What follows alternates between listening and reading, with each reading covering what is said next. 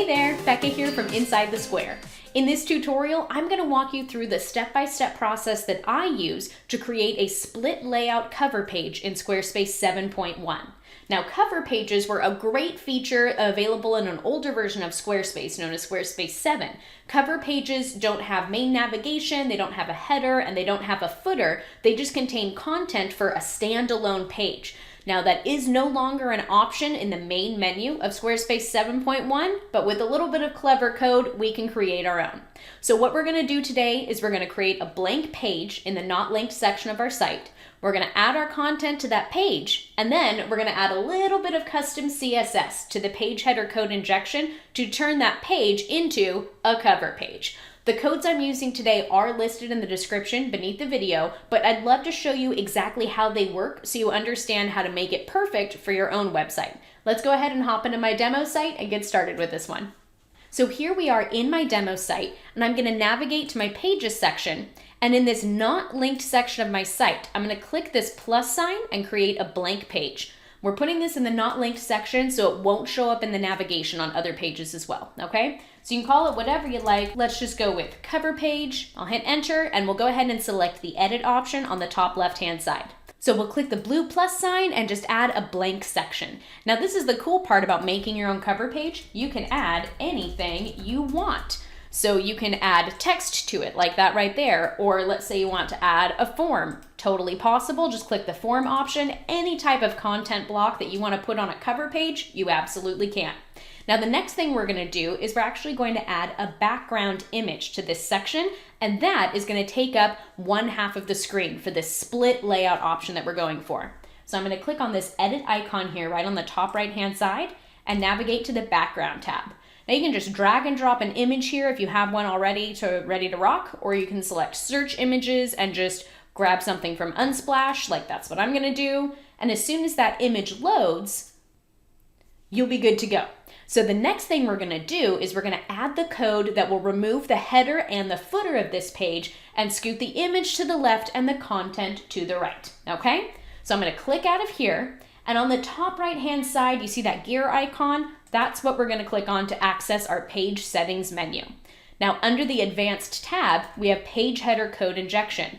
Really quick side note, this is a premium feature for business and commerce plans at the time of recording this. If you're using a personal plan, I have a different option for you. A link is in the description beneath the video, okay? But let's say you're on business and commerce, you got the page header code injection, you're ready to rock. Let's keep going. Inside the page header, you can have different types of code, so we need to make sure the browser knows we're about to apply custom CSS. We do that with the word style. I'm going to add a left arrow and say style, and then a right arrow to close it, and now I have my two style brackets, so I can add any custom code I want and the browser will know what to do with it. So the first thing we're going to do is hide the header and footer. So I'm going to say period, H-E-A-D-E-R, header, and then I'll add a comma, and then the hashtag symbol and the words footer sections, open up a bracket, display, none, exclamation point, important. And then I'm going to close that bracket. I'm basically saying, okay, browser, if you see a header or you see footer sections, don't show them. And the exclamation point important means I really mean this, don't show them. We want to make sure the browser is paying attention to our code. So the next part I'm going to add here is something that's just a personal preference of mine. On a mobile device, when you split the screen, it can be really difficult to navigate and also can violate some accessibility standards. So I'm adding a line of code that says only apply this code on any device that's larger than 450 pixels in width. So again, this code's in the description below, but I just wanted to explain it to you before I type it out here. So I'm going to say at media only screen and min width 450 px. That's basically saying anything that's larger than 450 pixels in width, this is what I want you to do. So this is where we're going to add our split layout code. I'm going to open up a curly bracket, and I'm going to say .page-section.section-background, and then I'm going to open up another curly bracket and say width 50%.